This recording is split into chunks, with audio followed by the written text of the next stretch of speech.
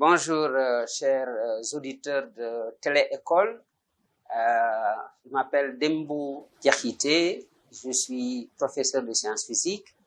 Je suis aussi le président de l'association des professeurs de physique et de chimie du Sénégal. Donc, aujourd'hui, je voulais aborder avec vous une révision, d'abord, en commençant par parler du programme en général pour la préparation du baccalauréat pour les élèves des terminales, mais insister sur ce qu'on appelle les oscillations électriques et en particulier les oscillations électriques forcées, ce qu'on appelle communément le circuit RLC. Donc, il va y avoir d'abord une première partie théorique où on va expliquer un peu les enjeux.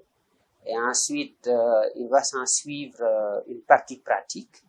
Et je crois que pour le circuit RLC, la partie pratique est la partie qui manque le plus aux élèves, compte tenu du fait qu'ils ont pratiquement suivi le cours théorique avec leur professeur en classe. Donc, c'est cela que nous allons faire aujourd'hui.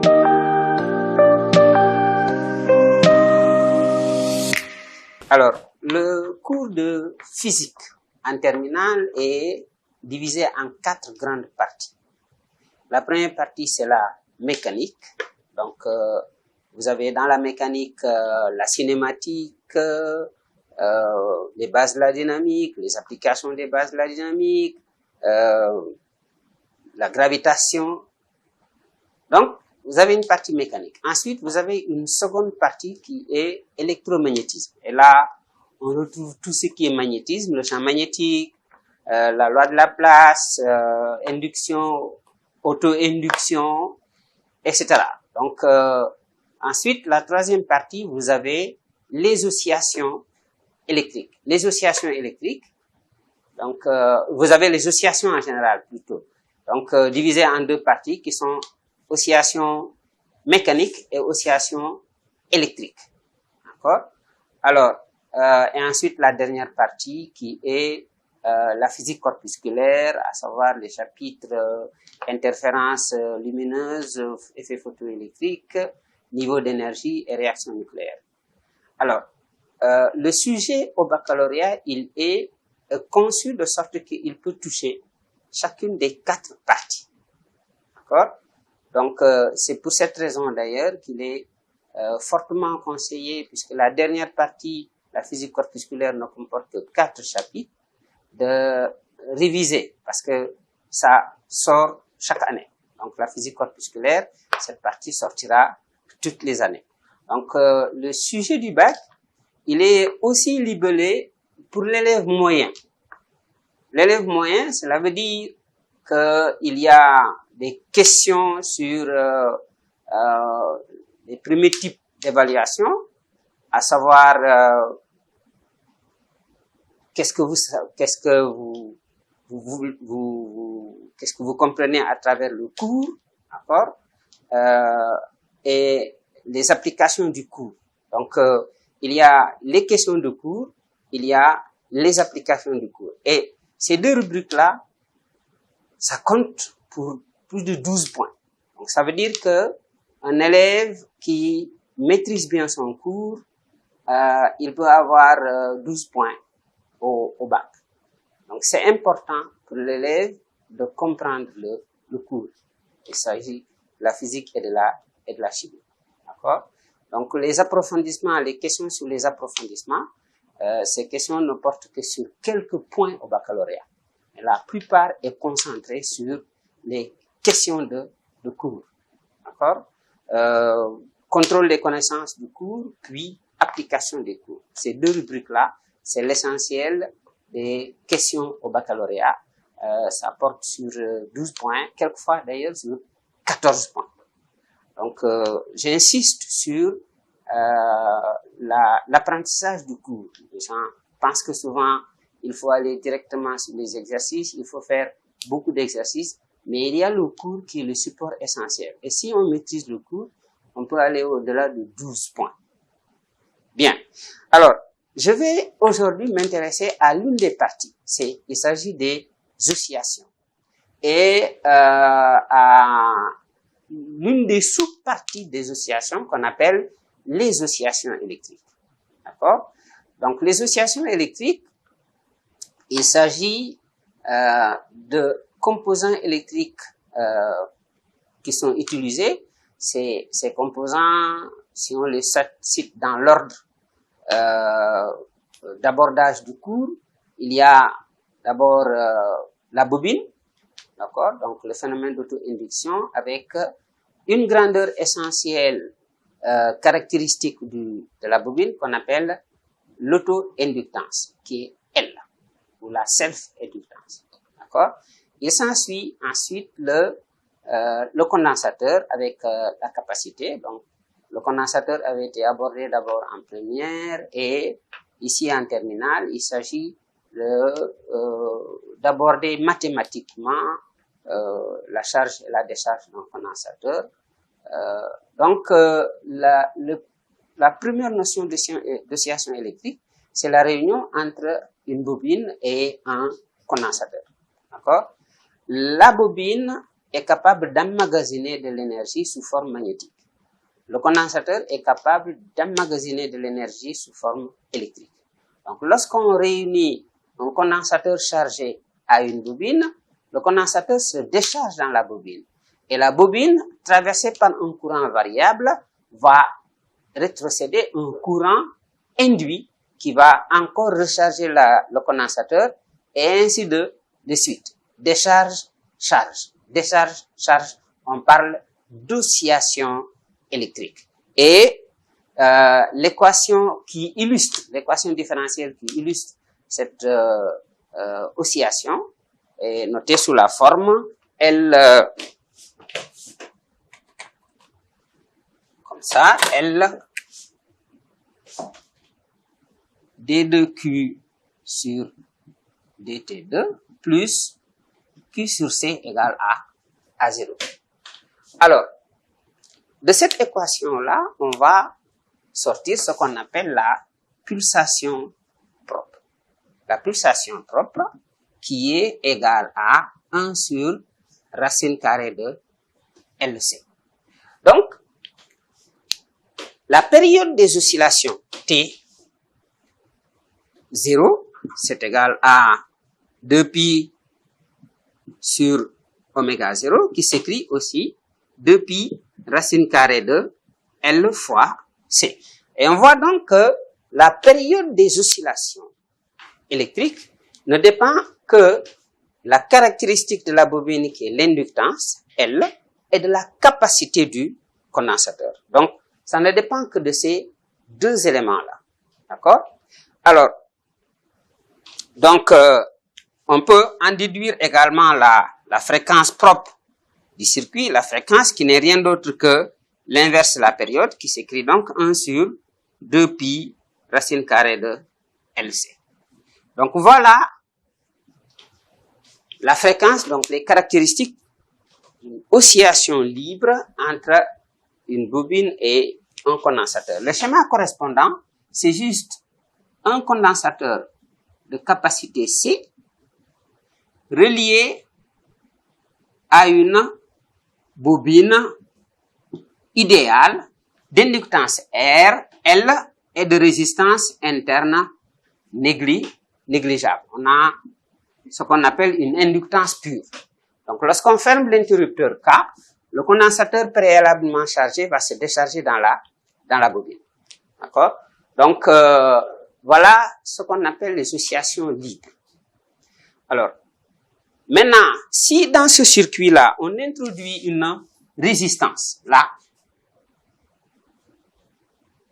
on introduit un résisteur de résistance R, il va s'ensuivre ce qu'on appelle un amortissement.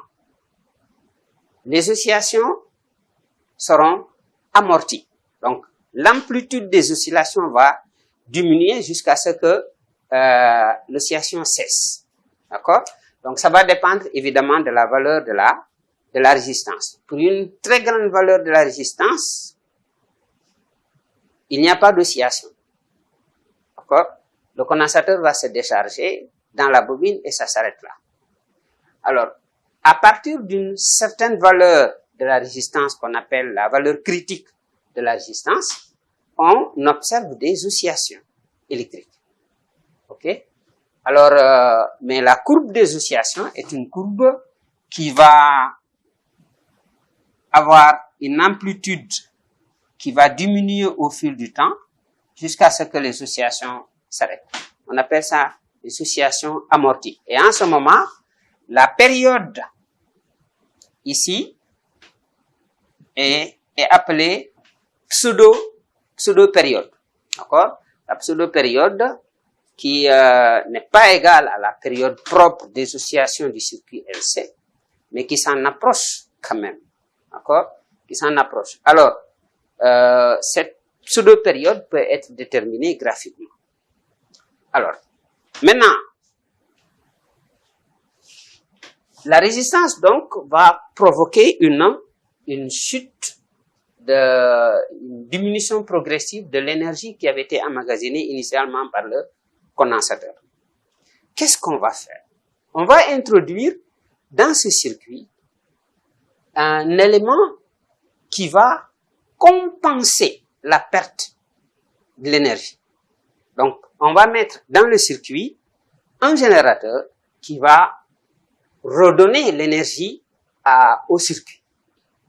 Ce générateur, on appelle cela un générateur de basse fréquence. Alors, comme les oscillations propres du circuit LC sont des oscillations dont l'équation horaire est sous la forme d'une fonction sinusoïdale du temps, donc le générateur qu'il faut mettre en place ici, c'est un générateur de tension sinusoïdale. Générateur de tension sinusoïdale.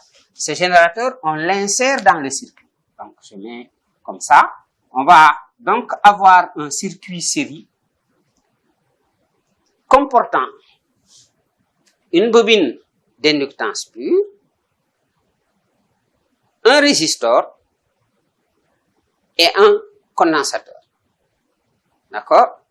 Et là, le générateur est un générateur de fonction sinusoïdale. Il va compenser à chaque instant la perte d'énergie qui est induite grâce à l'existence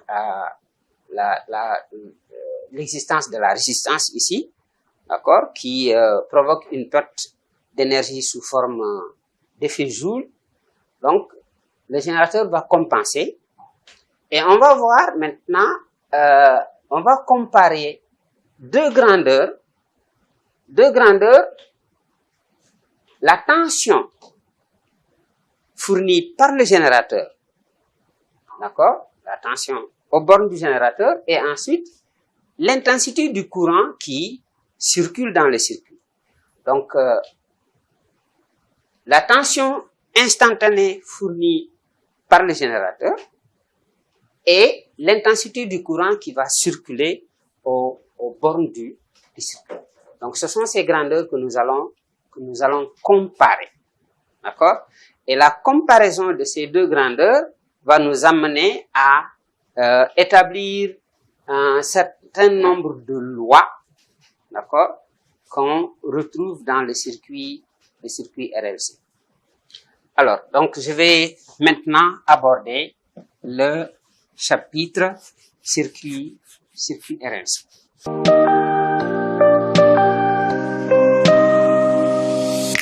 Sans revenir sur l'ensemble des démonstrations que nos collègues dans les classes ont faites, puisque ici, il s'agit de revenir sur des notions fondamentales. Donc, d'abord, le circuit RLC, il faut savoir écrire les équations. D'accord? Donc, je reprends le circuit tout à l'heure. Nous avons un générateur de tension sinusoïdale qui est associé en série avec un conducteur ohmique de résistance R, avec une bobine d'inductance L et de résistance négligeable, et un condensateur de capacité C.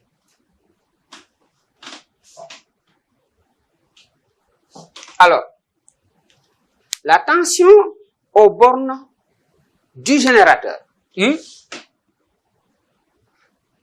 c'est une tension instantanée. D'accord? Elle est notée sous la forme UM cosinus de oméga t plus phi. D'accord? UM cosinus oméga t plus phi. Et il va circuler un courant ici. Je peux prendre un sens positif pour le courant. D'accord?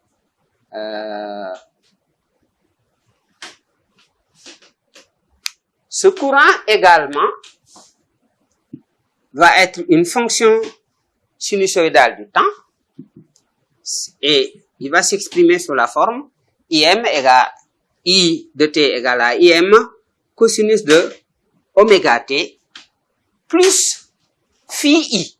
Phi I, d'accord, qui est la phase à l'origine des instants de l'intensité du courant. Donc, on choisit par commodité phi I égale à 0. D'accord? Et donc, on va avoir à déterminer d'abord le déphasage entre la tension aux bornes du circuit et l'intensité du courant. Il s'agit de faire la différence de phase phi U moins phi I, qui est égal à phi, puisque nous avons pris phi I égale à 0. Et ensuite, à déterminer ce qu'on appelle l'impédance du circuit, qui n'est rien d'autre que le rapport de la valeur maximale de la tension aux bornes du circuit par l'intensité maximale qui circule dans le circuit. Donc, l'impédance, vous voyez que c'est le rapport d'une tension par une intensité. Ce n'est rien d'autre qu'une résistance. D'accord? Bon, mais c'est une résistance dont la valeur va dépendre évidemment des caractéristiques de la bobine et du condensateur. Donc, Z égale à UM sur UM. Donc, nous allons avoir au cours de ce chapitre-là à déterminer ces deux grandeurs-là en fonction des éléments qui seront à l'intérieur du circuit.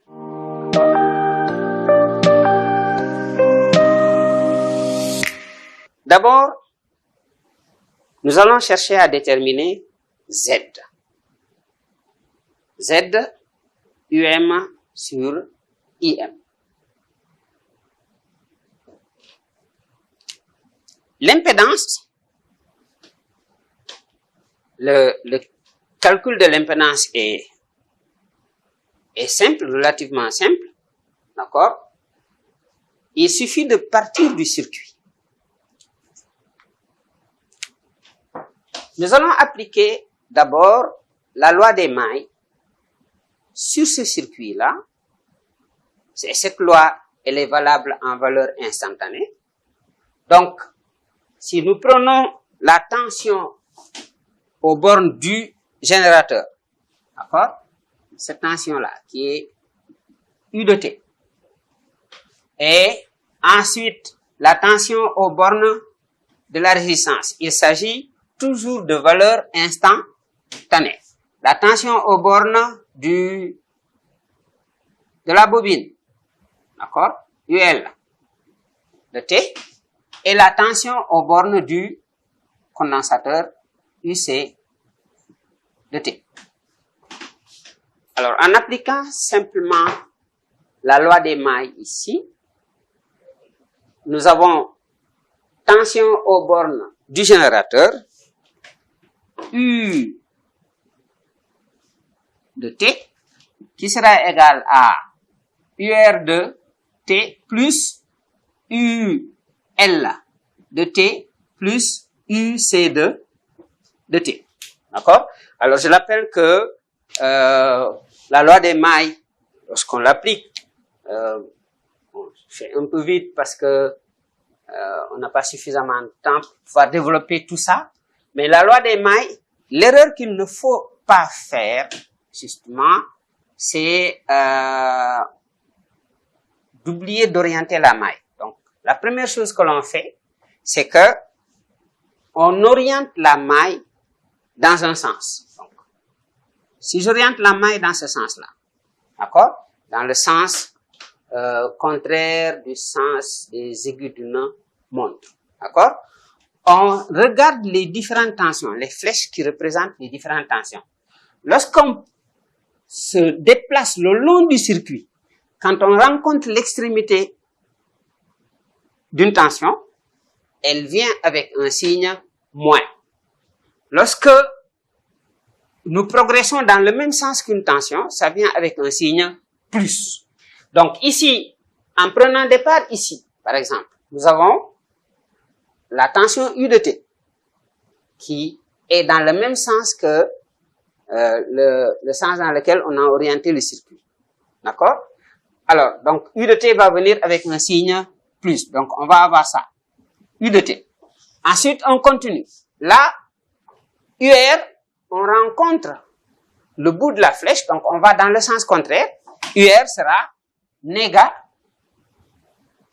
négatif. De même, UL. D'accord? Et de même, UC de T. Donc la somme algébrique des tensions le long d'une maille fermée est égale à 0. Maintenant, chaque tension, d'accord? Donc, vous voyez, c'est cette expression-là qui est mise ici. Donc, j'ai pris tout ça que j'ai mis dans l'autre membre. Ça nous a donné cette expression-là. Je sais qu'il faut savoir établir ça, d'accord? Pour un élève, ça fait partie des questions de cours. Établir cette expression-là. Alors, maintenant, chaque tension doit être exprimée en fonction de ses caractéristiques. Alors, la tension aux bornes de la résistance,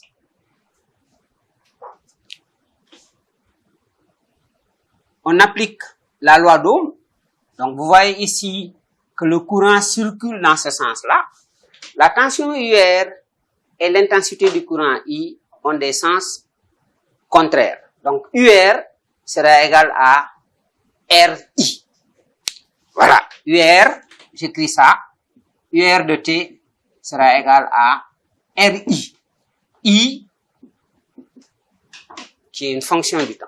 D'accord? Alors, venons-en à la bobine. D'accord? Donc là aussi, UL et I ont des sens contraires. D'accord? Donc UL va s'écrire sous la forme RI moins E. Nous avons dit que la résistance de la bobine est négligeable. Donc cette partie-là va être nulle. Il va donc nous rester moins E. Or, E, la force électromotrice d'auto-induction, elle s'écrit moins L DI sur DT. Moins L DI sur DT. Ce qui veut dire que UL s'écrira finalement sous la forme L DDI sur DT. D'accord? Alors, maintenant, la tension au bord du condensateur, UC. Alors, en regardant aussi le sens du courant et le sens de cette flèche, lorsque le courant vient vers cette plaque-là, c'est que c'est cette plaque qui va se charger positivement. Donc, la tension UC orientée vers cette plaque est la tension positive. Donc, c'est n'est rien d'autre que le rapport de la charge du condensateur. La charge du condensateur qui est toujours une grandeur positive parce que c'est la charge portée par la plaque positive. Donc, c'est Q sur C. D'accord? Donc, voilà ce que nous avons. D'accord? Pour l'expression. Et donc, on peut remplacer dans l'expression générale ici pour avoir U tension aux bornes du générateur qui est égale à RI plus LDI sur DT plus Q sur C. Donc voilà ce que l'on a. Et maintenant, il faut remplacer chaque grandeur par son expression. Nous avons dit que U, c'est UM cosinus oméga t plus phi. I, c'est IM cosinus oméga t, avec le phi I que nous avons pris égal à 0. Nous avons pris la phase à l'origine des instants de l'intensité du courant égale à 0. Donc, nous allons maintenant remplacer les grandeurs et ensuite essayer de développer pour voir qu'est-ce que je peux avoir comme expression à la fois pour Z et pour phi. Donc, le circuit RLC, en fait, ça se résume à la détermination du déphasage entre la tension et le courant et l'impédance du circuit. Donc, ce sont ces deux grandeurs-là qu'il faut à chaque instant déterminer. Si vous savez le faire pour n'importe quel circuit, qu'il comprenne R, L et C, ou bien qu'il comprenne une partie de ces éléments-là, vous avez compris le chapitre sur circuit RLC. D'accord? Alors là, nous allons pouvoir remplacer. Cette année, il y a quand même une réduction dans le programme, c'est que l'utilisation de la représentation de Fresnel pour déterminer les grandeurs Z et phi, cette année, ce n'est pas au programme. Donc, nous pouvons donner directement les valeurs de R, les valeurs de delta phi et de Z directement. Mais on peut aussi essayer de trouver une solution sans passer par la représentation de Fresnel. On peut trouver d'autres moyens pour pouvoir faire ça. Il suffit simplement de remplacer U par son expression, I par son expression. Ici, évidemment, nous avons Q sur C, mais Q, c'est I, c'est dQ sur dt. Donc Q, ça va être primitif de, donc ça va me donner 1 sur C primitif de I dt. Puisque nous avons la relation I qui est égale à dQ sur dt. Et donc dQ égale à I fois dt. Q sera égal à intégrale, d'accord, de I dt. Donc, nous allons prendre I, l'expression de I, et nous allons ensuite intégrer. D'accord? Donc, voilà ce que l'on fait. Alors, maintenant, nous pouvons retrouver les valeurs de Z et de delta phi. D'accord? La valeur de Z que l'on va obtenir, ce sera Z égale racine carrée de R carré plus L oméga, d'accord, moins 1 sur C oméga, le tout au carré, d'accord. Et le delta phi, il est déterminé à partir de l'expression de la tangente, d'accord. Donc nous avons tangente de phi qui va me donner L oméga moins 1 sur C oméga, le tout sur R. Donc voilà les deux relations capitales qu'on peut avoir. Bon, on peut démontrer ça à partir de ces relations en utilisant soit la représentation de Fresnel, soit le calcul lui-même. Parce qu'il suffit de remplacer UR par son expression. RIM cosinus d'oméga t. UL par son expression. LDI sur dt, en remplaçant I par IM cosinus d'oméga t, en faisant la dérivation. UC également, et maintenant, on peut regrouper les termes en sinus et les termes en cosinus et arriver à cette relation-là. C'est pas compliqué. Donc, voilà l'impédance. Cette impédance-là va s'exprimer en ohm. Et ici, la tangente de phi, c'est simplement un nombre. D'accord? Alors, ici, on voit bien que lorsque L oméga égale à moins 1 sur C oméga, lorsque ces deux grandeurs sont égales, alors tangente de phi sera égale à 0. Si tangente de phi égale à 0, phi sera égal à 0. Et phi égale à 0, Z sera égal à R. Donc, Z, donc nous allons prendre le cas particulier. Hein. Donc, si L oméga égale à 1 sur C oméga, ce qui veut dire que oméga carré égale à 1 sur LC, et j'en déduis que oméga sera égal à 1 sur racine carrée de LC, et cette expression, on voit bien que ce n'est rien d'autre que la pulsation propre du circuit LC. Donc, lorsque la pulsation du générateur est égale à la pulsation propre du circuit LC, à ce moment-là, la tangente de phi égale à 0. Donc, phi est égal à 0 et ensuite, Z sera égal à R.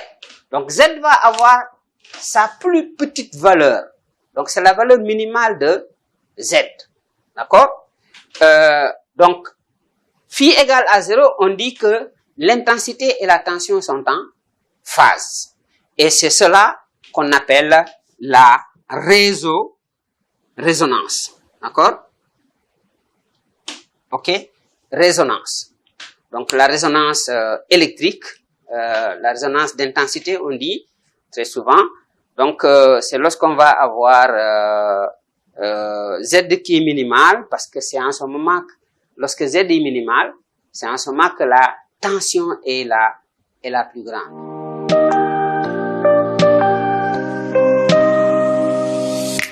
Nous avons le phénomène de résonance. Alors, au niveau des courbes représentant la tension et l'intensité du courant, nous allons avoir deux courbes qui sont des sinusoïdes et qui vont monter ensemble, descendre ensemble. Donc, c'est ça qu'on appelle des courbes qui sont en phase.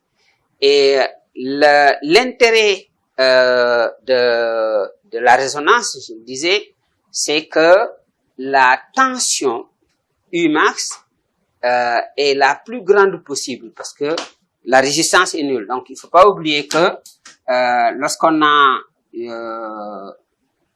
a Z qui est égal à Umax sur Imax, donc Imax sera égal à Umax sur Z.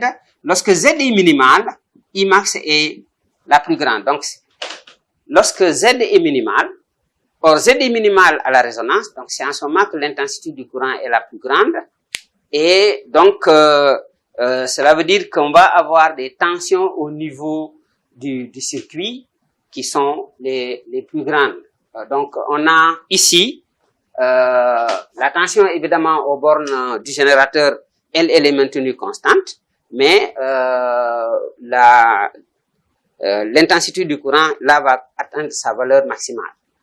Donc, c'est ce qu'on va essayer de vous montrer tout à l'heure à l'aide d'un oscilloscope. Ok, nous avons un générateur de basse fréquence, donc tous les éléments ici, et nous allons insister sur comment on doit brancher un oscilloscope et les indications, parce que c'est également des questions de cours portant sur l'oscilloscope, les différentes manipulations qu'on peut faire sur l'oscilloscope et dont les interprétations peuvent être au niveau des courbes et qui peuvent porter sur des questions au baccalauréat.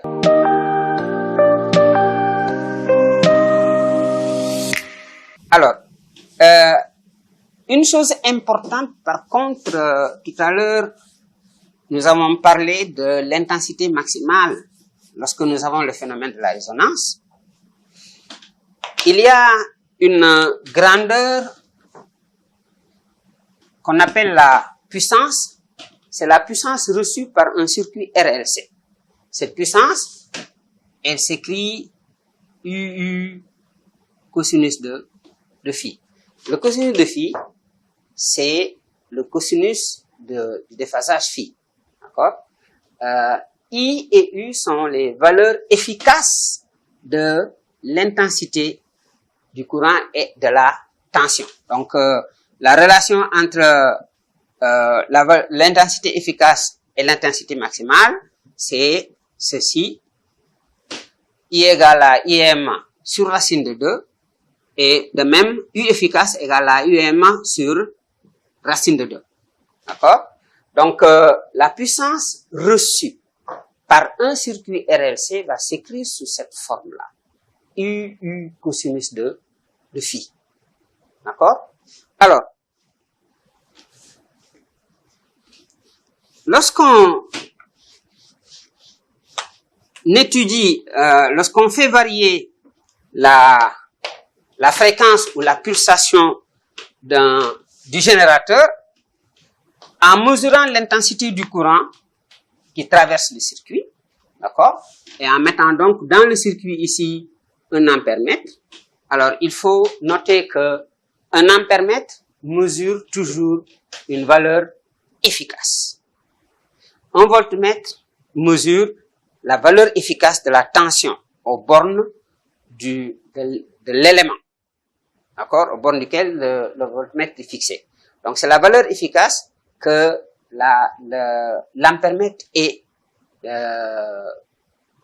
le voltmètre mesurent.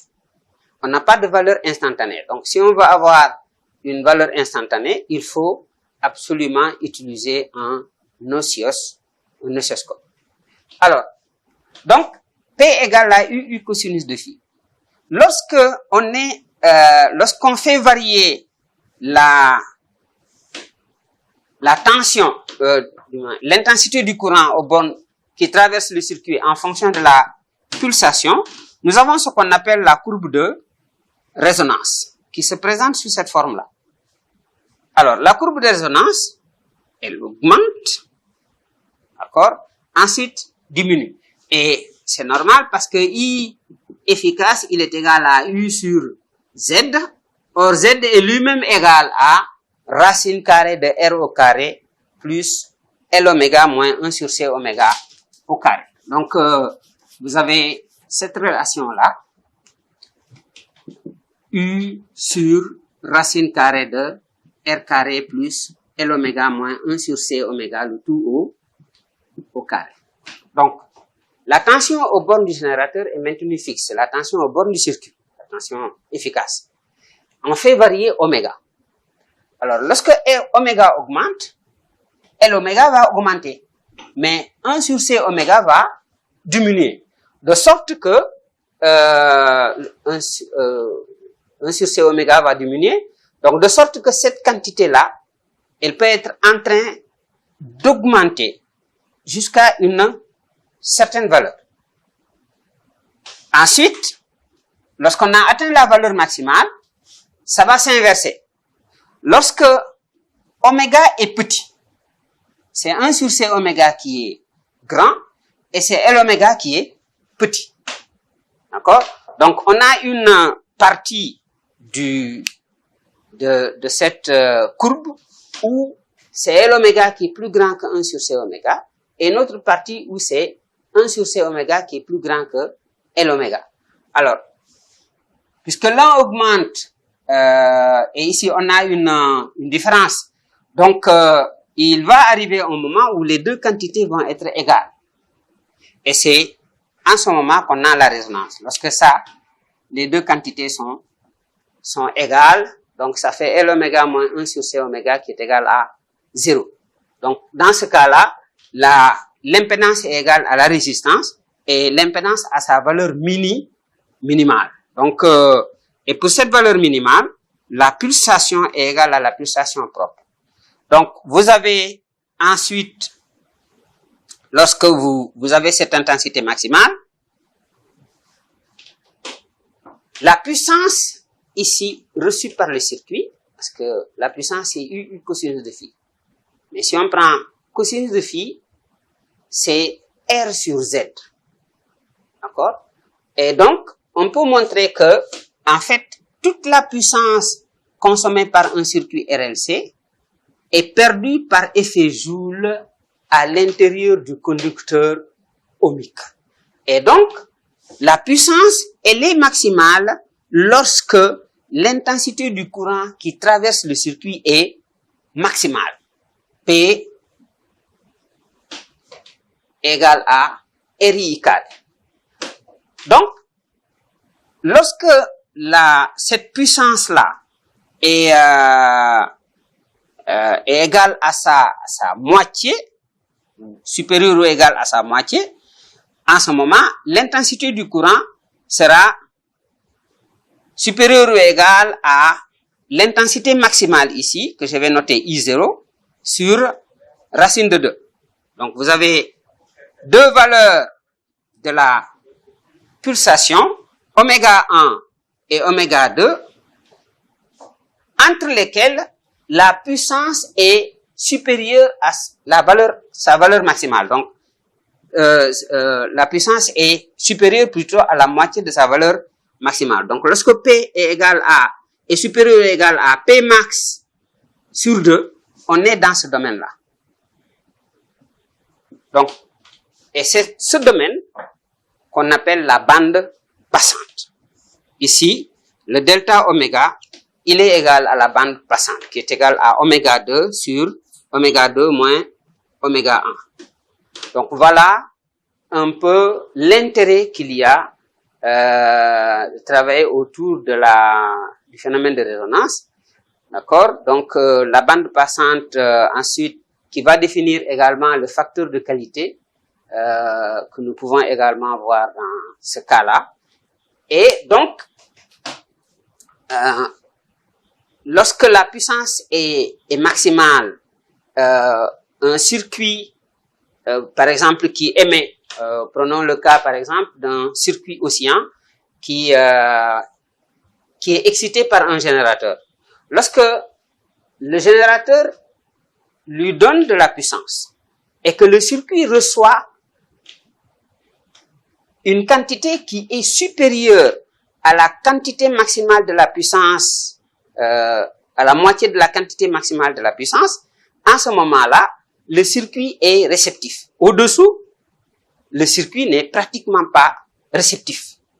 Donc, c'est pourquoi on définit la bande passante. Donc, nous allons maintenant passer à la pratique pour voir sur un oscilloscope la représentation des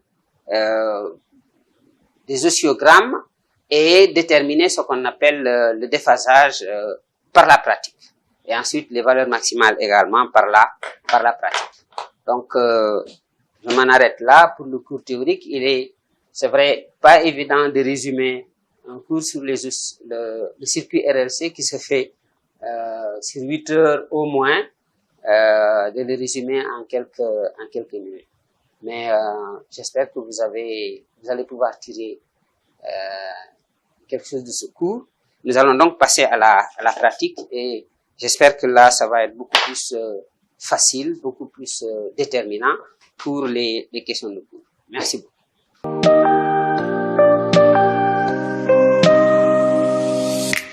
Bien, alors nous allons passer à la partie pratique. Nous allons réaliser le circuit suivant.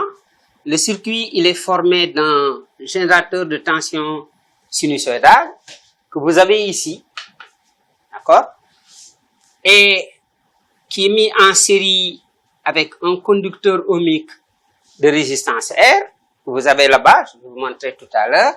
Ensuite, vous avez une bobine, d'accord, que vous avez également là-bas, et vous avez un condensateur de capacité C. D'accord? Donc, il s'agira pour nous de visualiser la tension et l'intensité du courant. Alors, l'élément qui nous permet de visualiser l'intensité du courant, ici, vous savez que un oscilloscope, c'est un voltmètre. C'est pas un ampèremètre, c'est un voltmètre. Donc, ça ne mesure qu'une tension. Cependant, nous savons que d'après la loi d'Ohm, la tension aux bornes d'un conducteur ohmique est proportionnelle à l'intensité du courant. Donc, la tension instantanée aux bornes du conducteur ohmique est proportionnelle à l'intensité instantanée du courant qui parcourt le circuit, ici, qui parcourt le circuit C. Alors, donc, nous allons simplement prélever la tension aux bornes de la résistance pour pouvoir visualiser l'intensité du courant. D'accord? Nous avons U de R qui est égal à RI. Donc, nous avons I de T qui est égal à UR de T.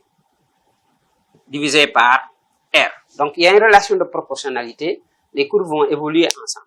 Alors, donc, nous allons donc visualiser la tension aux bornes de la résistance.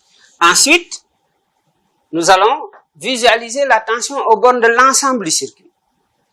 Un oscilloscope n'a qu'une seule masse, ce qu'on appelle la carcasse métallique.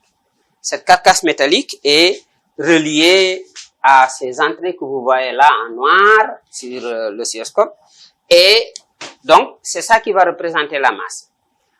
Donc, quand on veut brancher un oscilloscope à un circuit RLC, la première chose à faire, c'est d'abord de déterminer la masse. Nous voulons la tension aux bornes du générateur et la tension aux bornes du conducteur ohmique.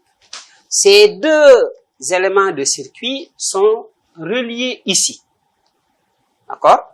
Donc la borne qu'ils partagent, c'est cette borne-là que l'on va prendre comme masse. Et on met ici masse. Évidemment, qu'on le mette là, ou ici, ou là, ou ici, c'est la même chose.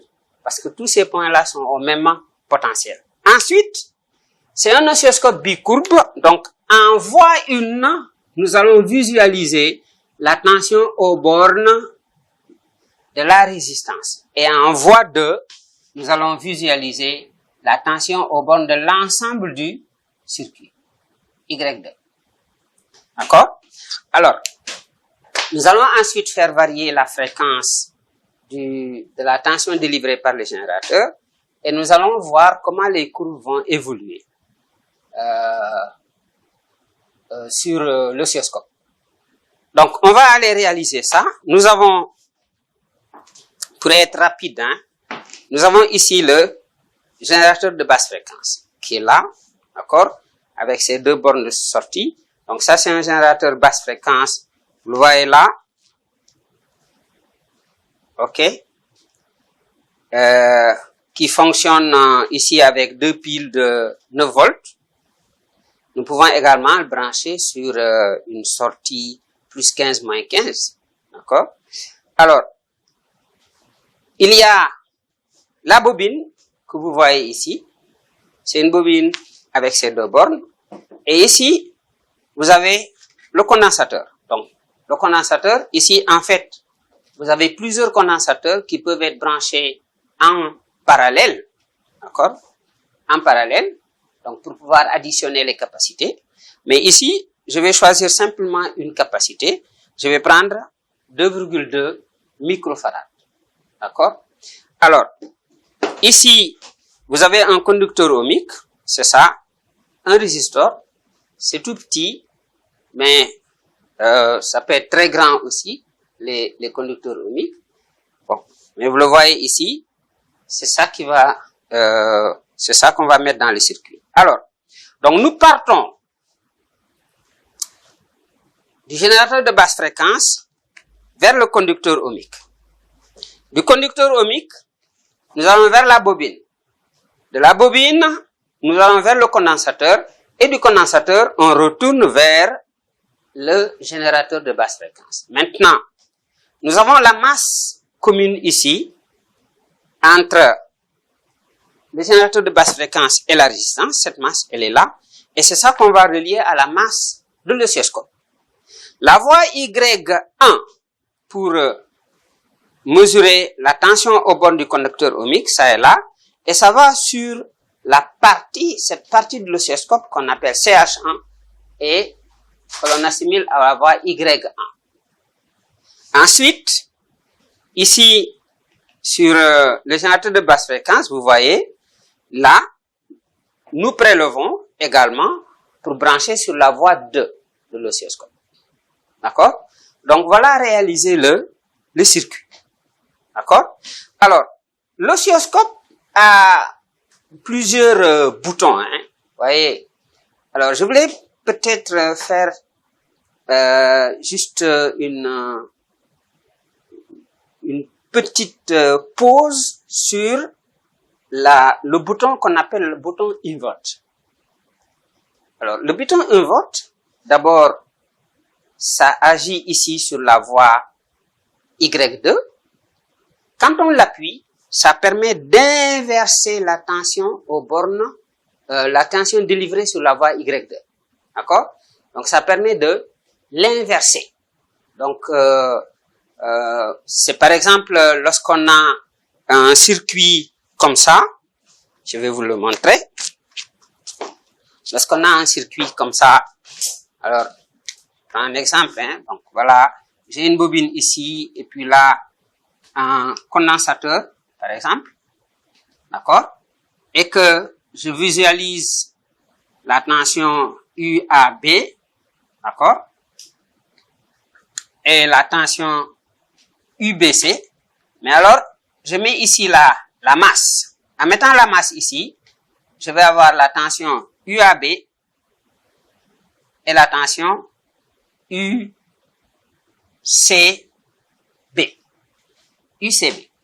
D'accord? Donc ici en voie Y1, je mets ça. Et là, en voie Y2, je mets ça. Maintenant, si je veux avoir des tensions qui ont le même sens, je veux la tension UBC au lieu d'avoir la tension UCB. En voie Y2, il suffit d'appuyer sur le bouton Invert. Invert.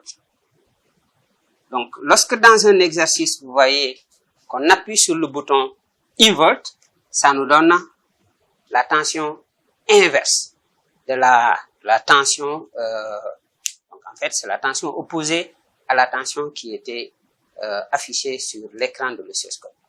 Donc, ça permet quelquefois, lorsqu'on ne peut pas déplacer la masse et qu'on a une tension, on pourrait peut-être avoir la tension opposée en utilisant ce bouton.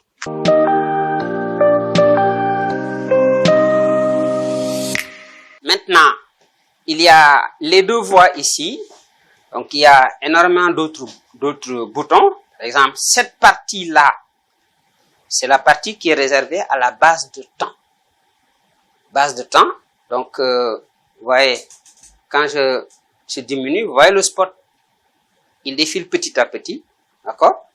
Donc, ici, le temps de passage, le temps de traversée de l'écran est plus grand. Et quand j'augmente, vous voyez, le temps de traversée augmente jusqu'à ce qu'à un moment donné, ça donne ce qu'on appelle, par la persistance newtonienne, nous avons une droite. Mais c'est le même spot qui se déplace, il se déplace de plus en plus vite. D'accord?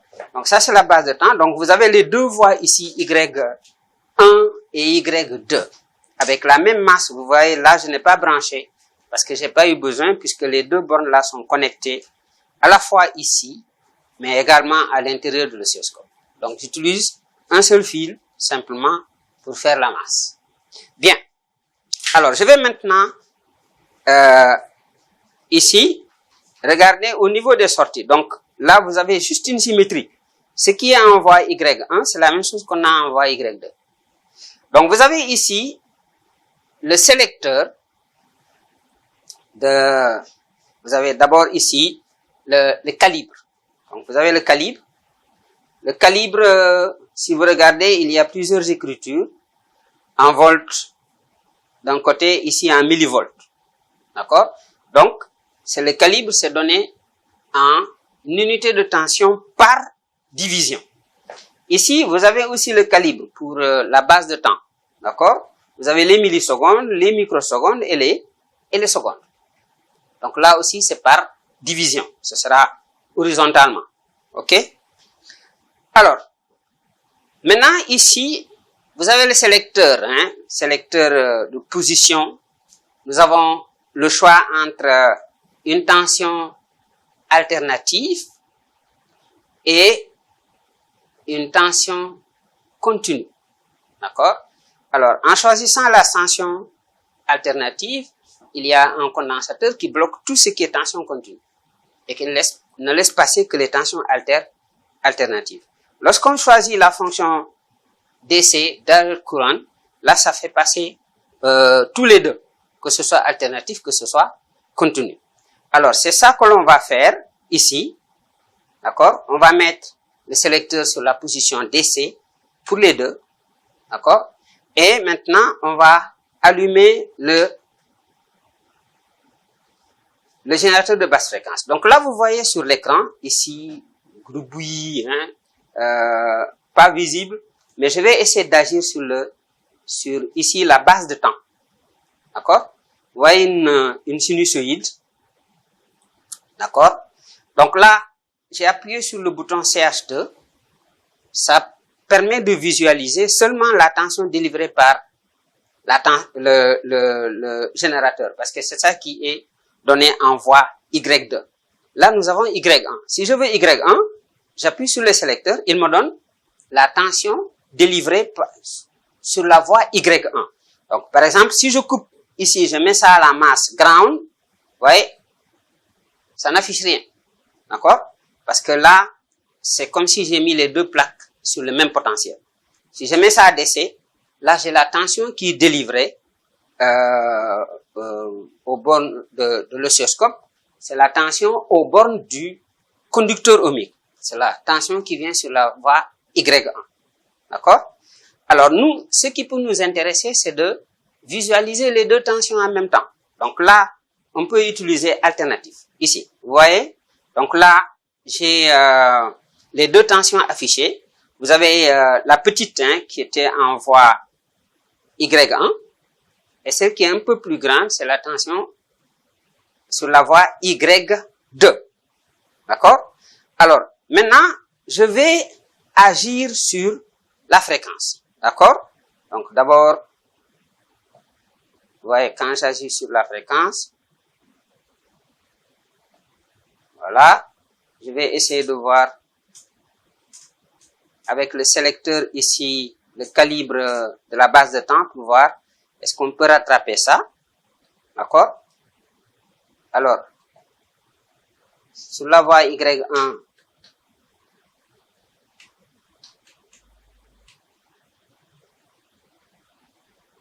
voilà. Alors, il y a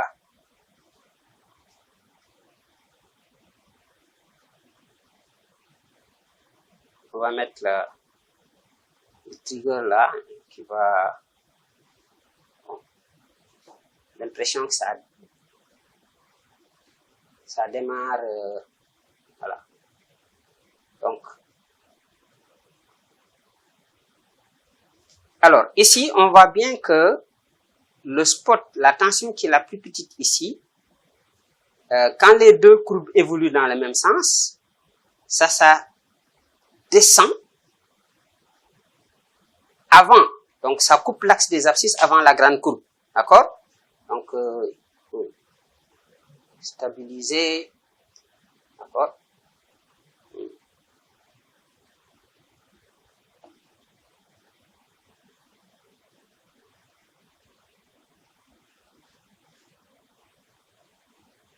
Ok.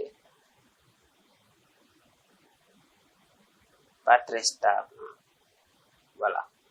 Alors, lorsqu'on regarde les deux courbes ici, c'est la courbe de l'intensité qui est là. Donc ici, si je coupe ici, vous voyez que c'est la grande courbe qui reste. Donc la petite, c'est celle qui est reçue en voie CH1. Et lorsque les deux courbes évoluent dans le même sens, celle qui coupe l'axe des abscisses, la première, c'est le diagramme, la courbe représentant la tension aux bornes du conducteur ohmique. Donc on dit que cette courbe est en avance. Ou bien, si on regarde les crêtes, d'accord, la petite courbe ici, la courbe représentant la tension aux bornes du conducteur ohmique, atteint son maximum avant la courbe représentant la tension aux bornes du circuit. D'accord? Donc, on dit que l'intensité ici est en avance sur la tension. Donc, la valeur de phi, parce que phi, c'est phi u moins phi i, lorsque i est en avance sur u, phi sera négatif. Et on peut déterminer ici la valeur du déphasage. Donc, il suffit de compter le nombre de divisions ici, entre les deux courbes, le nombre de divisions, qu'on va multiplier par 2pi, divisé par le nombre de divisions représentant la période. Ça nous donne la valeur. D'accord? Mais là, c'est la valeur absolue de phi. Et donc, il faut savoir est-ce que phi est négatif ou positif pour lui adjoindre un signe. Alors, je vais maintenant essayer d'augmenter la tension. Donc, doucement.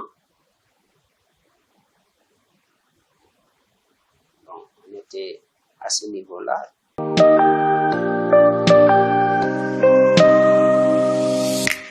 On continue, hein. Ici, là, nous avons toujours la petite courbe représente la tension aux bornes du résistor. On continue à augmenter et on arrive à cet instant-là. Ici, vous voyez que c'est la grande courbe qui est toujours, qui est ici, qui passe par l'axe des abscisses, la première, avant la petite courbe. D'accord? Si je regarde bien, la petite courbe, c'est... Donc, il y a le trigger. Donc, ça, c'est la petite courbe. Donc, si j'élimine ça, voyez, la courbe qui reste, c'est la courbe aux bornes de l'intensité du courant. D'accord? Alors, donc, la courbe aux bornes de la résistance plutôt, je veux dire. Alors, donc là, je vais continuer à agir sur la fréquence.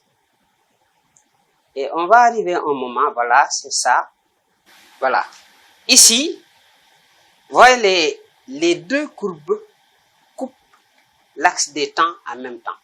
Les deux courbes atteignent leur maximum en même temps. D'accord? Si je fais plusieurs périodes ici, vous voyez, les deux courbes atteignent le maximum en même temps. C'est ça qu'on appelle la résonance. Donc, l'intensité du courant était en avance. D'accord? Alors, si je continue à augmenter la fréquence, je vais arriver à, voilà, cette fois-ci, c'est la tension qui va être en avance. Donc, ici, cette courbe-là, c'est la courbe de la tension. D'accord? Vous voyez? C'est la courbe de la tension qui est en avance. C'est elle qui est juste avant. Donc, nous sommes passés d'un moment où phi était négatif à un moment où phi est positif. Et entre les deux, nous avons phi égale à 0. Le déphasage est nul. C'est en ce moment qu'on a la résonance. Et la résonance, je vous ai dit qu'il y a beaucoup de choses qu'on peut tirer de la résonance. D'abord, l'impédance est minimale, elle est égale à la résistance. D'accord? Ensuite, la puissance est maximale. L'intensité efficace est maximale. D'accord? Donc, il y a énormément de choses que l'on peut tirer du phénomène de résonance. D'accord? Donc, voilà un peu un sommaire de l'application pratique du circuit RLC en utilisant un oscilloscope.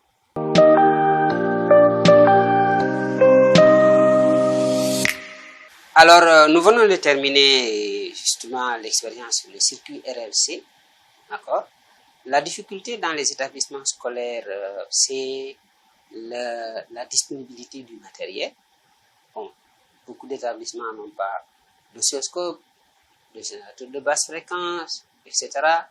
Donc, il y a énormément de problèmes. Ce n'est pas seulement en électricité que nous avons des problèmes, mais également dans les autres disciplines annexes. Je veux parler de la mécanique, je veux parler de l'électromagnétisme, etc. Donc, nous n'avons pas beaucoup de matériel. Alors, mais je crois que chaque professeur dispose d'un téléphone portable. Un téléphone portable, lorsque Motorola créé le premier téléphone portable en 1973, la seule fonction qu'il y avait, c'était appeler et répondre. Aujourd'hui, le téléphone portable, c'est un outil. On l'appelle d'ailleurs un compagnon de vie. Simplement parce qu'il y a une énormité de capteurs qui sont à l'intérieur du téléphone portable. Donc, il y a le capteur de proximité. Par exemple, quand vous êtes en communication avec quelqu'un et que vous approchez le téléphone de votre visage, l'écran s'éteint. Et le tactile n'est plus accessible parce que il y a un détecteur qui détecte la proximité. Il y a également un gyroscope. Lorsque vous tournez le téléphone, il y a un capteur qui sent que vous avez tourné le téléphone et qui vous présente les images en paysage pour pouvoir voir. D'accord? Il y a également un détecteur de champ magnétique parce que nous avons une boussole. D'accord? À l'intérieur. Il y a également un accéléromètre. Il y a énormément de fonctions que nous pouvons utiliser. Alors, la prochaine fois, on va utiliser un téléphone portable comme laboratoire. Et nous allons faire des expériences en utilisant simplement les téléphones portables. Ça va être l'objet de la prochaine présentation. Je vous remercie.